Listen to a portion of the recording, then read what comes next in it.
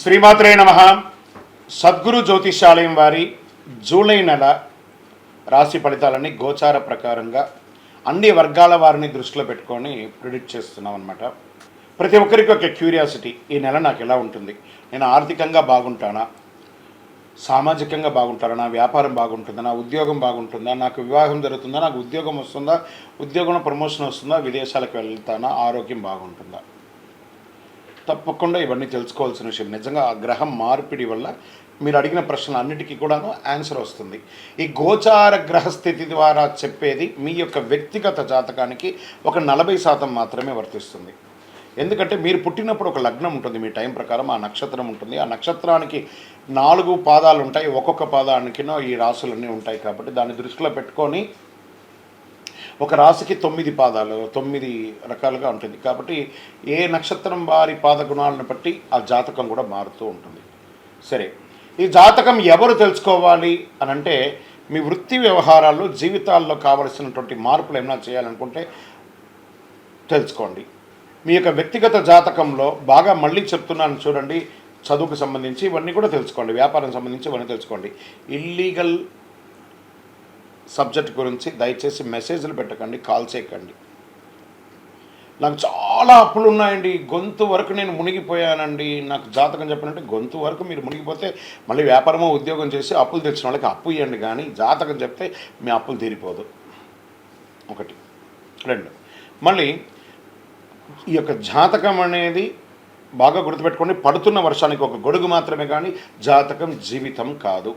మీ యొక్క వ్యక్తిగతమైనటువంటి జీవితాన్ని నమ్మండి, మీ వృత్తిని నమ్మండి, మీరు చేసే వృత్తిని దైవంగా భావించండి, మీ జీవితం బాగుపడుతుంది. జాతకం సపోర్ట్ మాత్రమే, నడుస్తున్నటువంటి రోడ్లో ఒక స్పీడ్ బ్రేకర్ మాత్రమే, కానీ ఆ రోడ్ని అయితే అప్పుడైన భగవంతుడు మీరు జననమైనప్పుడు మరణం వరకు రాసేశారు మీ యొక్క జీవితాన్ని. ఒక గొడుగులాగా దీన్ని ఉపయోగించుకోండి. జ్యోతిశాస్త్రీత్యా ద్వాదశ రాశుల్లో 12వ రాశి అంటే ఆఖరి రాశి అయినటువంటి మీనరాశి మిత్రులారా, మీరు పూర్వాభాద్ర నక్షత్రం 4వ పాదం, ఉత్తరాభాద్ర నక్షత్రం 1, 2, 3, 4 పాదములు, రేవతి నక్షత్రం 1, 2, 3, 4 పాదాలకు జన్మించిన మీరు మీనరాశి వారిగా పరిగణించబడుతున్నారు. ఈ జూలై నెల 2024 మీకు శుభాశుభ ఫలితాలు ఎలా ఉన్నాయి?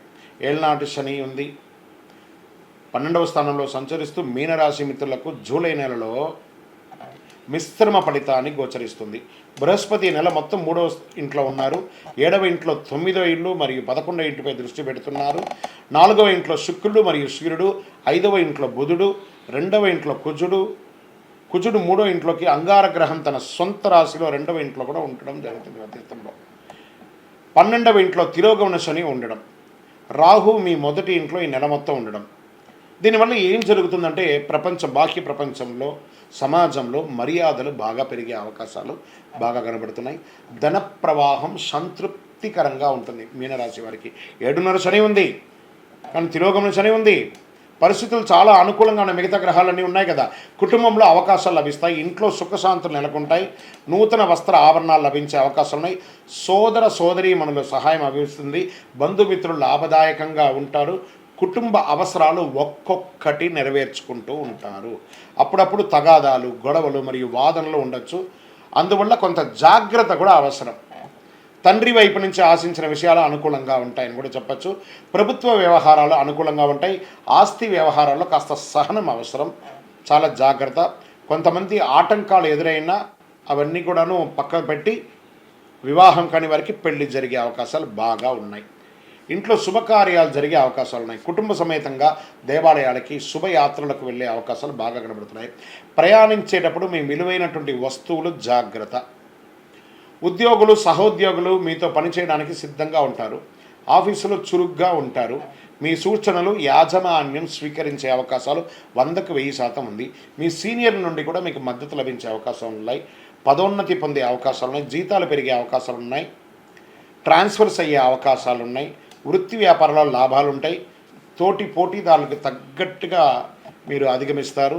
భాగస్వామి పార్ట్నర్షిప్స్ ఉన్నటువంటి వాతావరణం చాలా చక్కగా ఉంటుంది.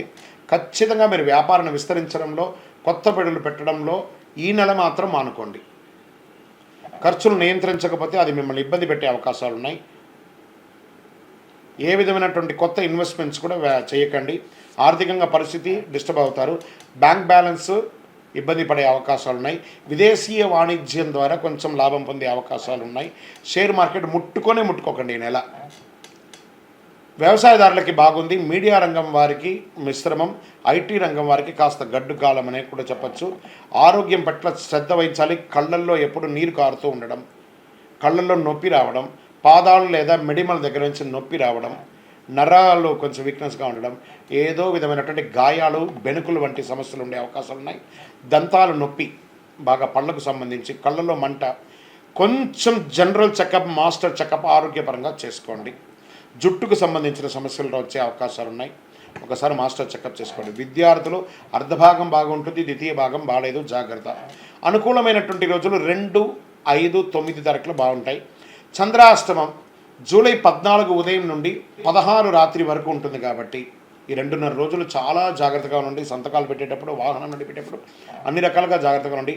అదృష్ట సంఖ్య 5 అని చెప్పచ్చు. పూజించవలసినటువంటి దైవం మీ యొక్క గురువులు. దుర్గాదేవి వారిని ప్రార్థన చేయండి. దక్షిణామూర్తిని ప్రార్థన చేయండి. దక్షిణామూర్తి స్తోత్రం పారాయణం చేయండి. ప్రతిరోజు పారాయణం చేస్తే కూడా మంచిది. శుక్రవారంలో అమ్మవారికి ప్రార్థన చేయండి. కరుంగాళి మాలను ధరించండి. పింక్ అండ్ బ్లూ కలర్ మీకు చాలా కలిసి వస్తుందని కూడా చెప్పవచ్చు. ఇష్టదైవం ప్రార్థన చేయండి.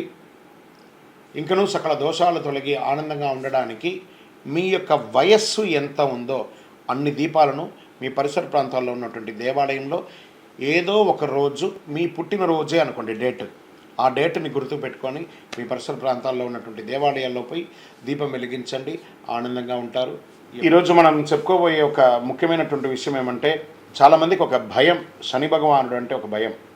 శని వక్రగతి అనేది అవుతుంది. ఇది వచ్చి రెగ్యులర్ ప్రాసెస్ అండి. మనం ఇదివరకు కూడా ఈ పంచగ్రహ కుటుంబం గురించి చెప్పాము. అలా అయిపోతుంది, ఇలా అయిపోతుంది అంటే దానికి మనం ఒక వీడియో ఇచ్చాం. చాలామంది పాజిటివ్గా దానికి రెస్పాండ్ అయ్యారు. ఇవన్నీ కూడా రొటీన్ లైఫ్లో జరుగుతున్నట్టు చూడండి. మేము జూన్ నెల ఇచ్చాం, మే నెల ఇచ్చాం, ఏప్రిల్ నెల ఇచ్చాం, మార్చి నెల ఇచ్చాం, ఇప్పుడు జూలై నెల కూడా ఇవ్వబోతున్నాం. ఇదన్నీ రొటీన్. అలాగే శని కూడా తన యొక్క గమనంలో ఇదొక రొటీన్ జర్నీ అనమాట. శని వక్రగతి ఆ తిరోగమనాన్ని ఎలా చెప్తున్నా అంటే, జ్యోతిష్ శాస్త్ర ప్రకారం కర్మ ప్రకారం ఫలితాలను ప్రసాదించేవాడు మరియు న్యాయాధిపతి అయినటువంటి వాడే శనేశ్వరుడు. శని ఈశ్వర శబ్దం కలిగిన వాడు. ఏ దేవుడికి కూడా ఈశ్వర శబ్దం రాలేదు, ఈయనకి మాత్రం శనేశ్వరుడు అని పేరు వచ్చింది. 30 సంవత్సరాల తర్వాత తన సొంత రాశి అయినటువంటి కుంభరాశిలో వక్ర నివృత్తిని పొందుతున్నారు ఈయన. ఇది ఎంతో ఒక విశేషమైనటువంటి విషయం అండి. దానివల్ల 2024లో కొన్ని రాశుల వారిపై ప్రత్యేక వరాలను కురిపిస్తున్నారు. కొన్ని రాశులకి అదృష్టాన్ని కలిగిస్తున్నారు. కొన్ని రాశులకి యాజ్ ఇట్ ఈస్ రొటీన్గా చేస్తున్నారు. అలాగే సంపదలో అపారమైనటువంటి పెరుగుదల ఉంటుంది ఈ యొక్క శని వక్రగతిలో. ఈ యొక్క ద్వాదశ రాశి ఫలితాలన్నీ తెలుసుకున్నటువంటి ప్రేక్షక మిత్రులందరూ కూడాను మా యొక్క ఛానల్ని ఇప్పటివరకు మీరు చాలా చక్కగా ఆదరిస్తున్నారు, చూస్తున్నారు. లైక్ చేయండి, సబ్స్క్రైబ్ చేయండి, ఇంకొకరికి షేర్ చేయండి. మీ యొక్క చంద్రమౌళి వెంకటేష్ శర్మ, జ్యోతిష్ శాస్త్ర నిపుణులు. వందే మాతరం, వందే మాతరం, వందే మాతరం.